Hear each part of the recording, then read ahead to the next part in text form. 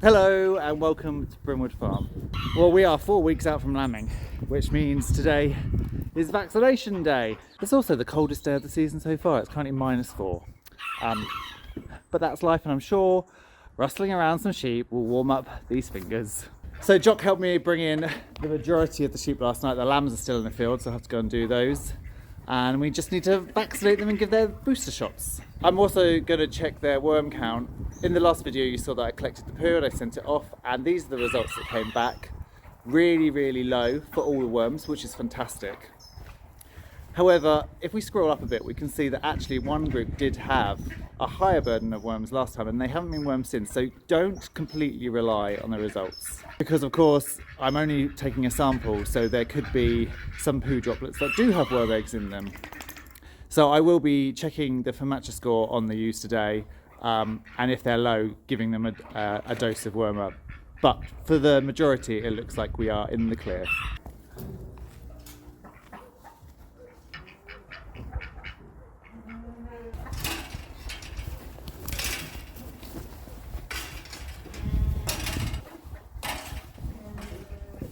Go on.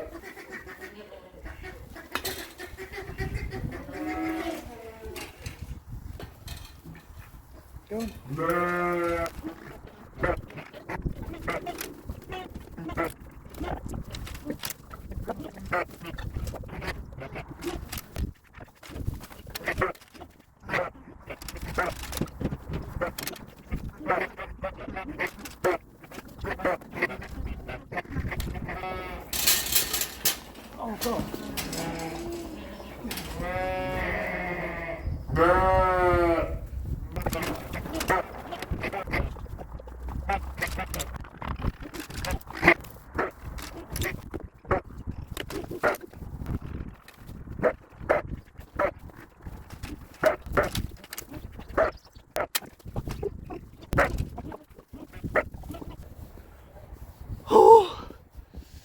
I swear, the older I get, the more I wish I had a race.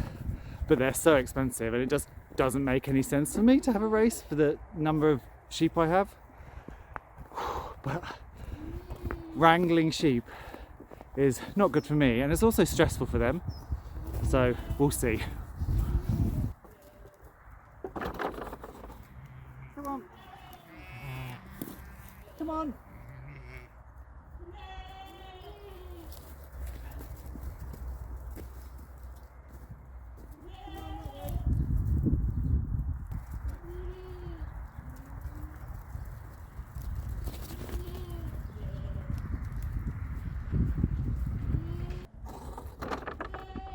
One thing that I will say is that I've warmed up. So that's all the ewes, rams and goats done, and actually really nicely nobody needed worming, so that's positive. So now I've got to do the lambs from last year, the remaining lambs, and ear tag them too. Come on ladies! Come on!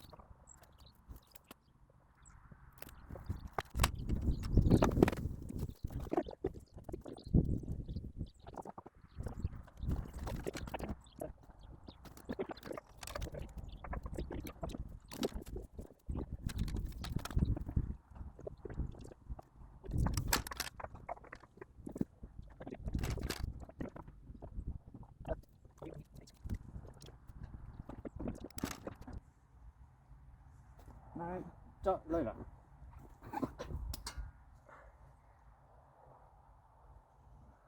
There we go. There we go.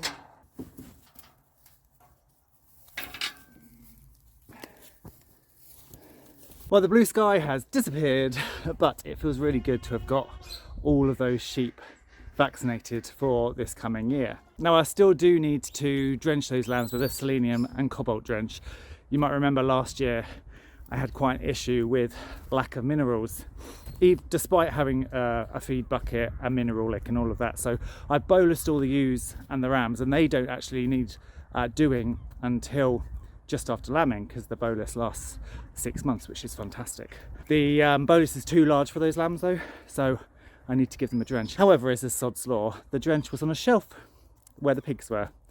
It's really expensive, it's over £100 for a bottle, and the one thing that the pigs knocked off and completely destroyed was the bottle of drench. Yep.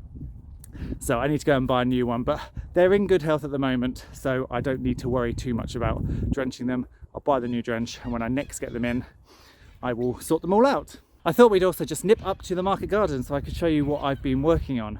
Obviously, it's not the time really for growing, although there are some seeds on the go.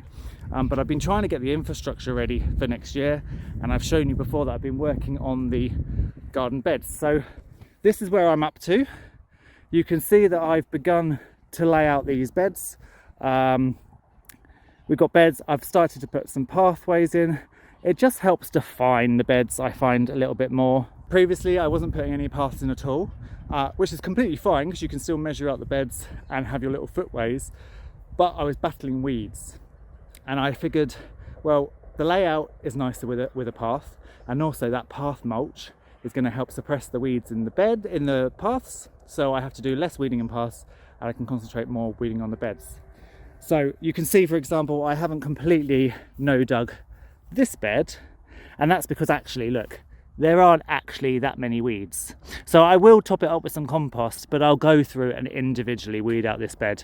It's not too bad. Whereas if we walk down this path, you can see down here it's basically just turned back to lawn. So I will no dig this section. You can see I've started there. So overall, I'm pretty happy, and it gives you a little lift when you're seeing the garden in the winter and it just looks dead and decrepit and covered in weeds. It's very disheartening. So now I look at it and I think, yes, we are getting ready. We're getting ready for spring.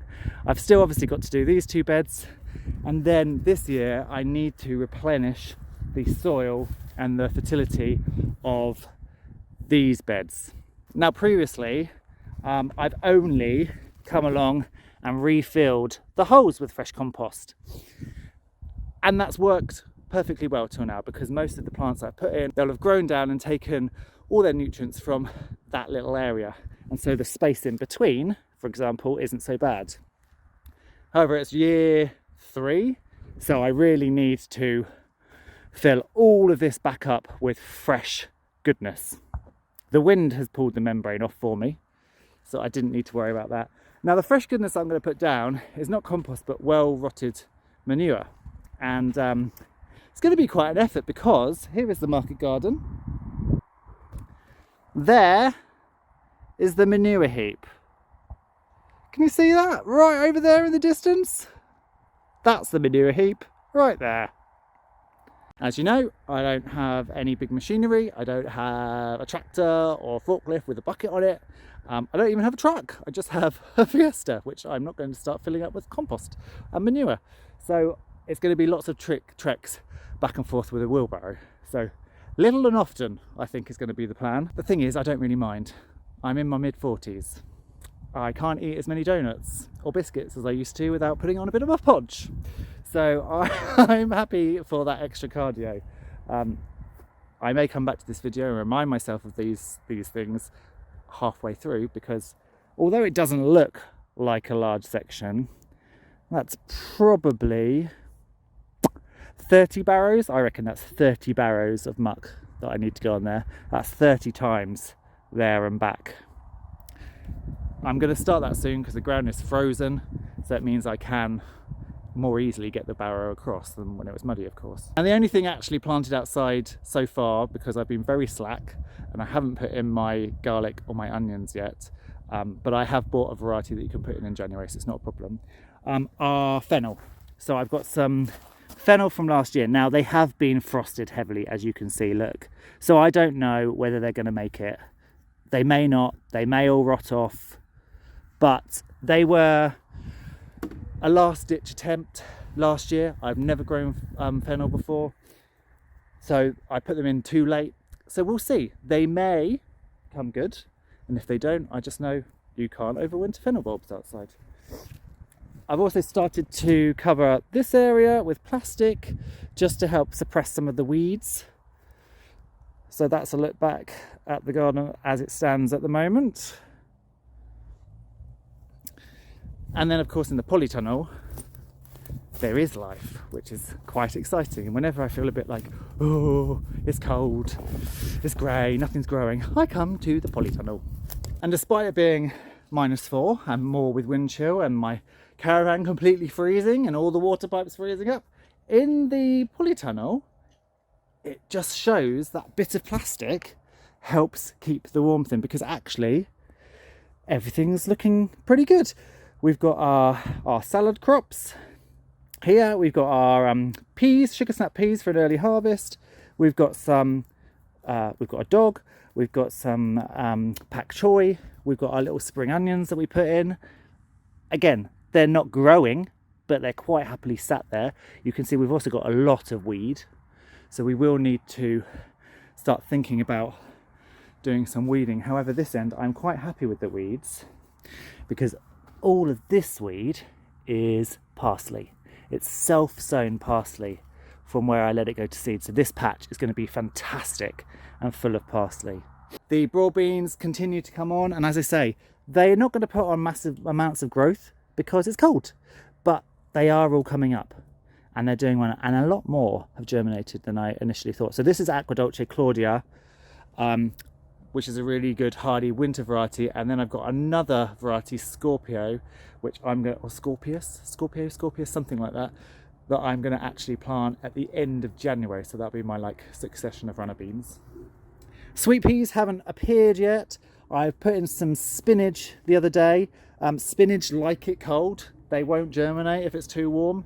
So actually by putting them in when it's really cold, as soon as it gets a little bit warmer in here, I would think they'll start to germinate. And that's about it for the polytunnel, but it makes me happy just to come in here. It's a bit warmer than outside, and there's stuff growing, which is no bad thing.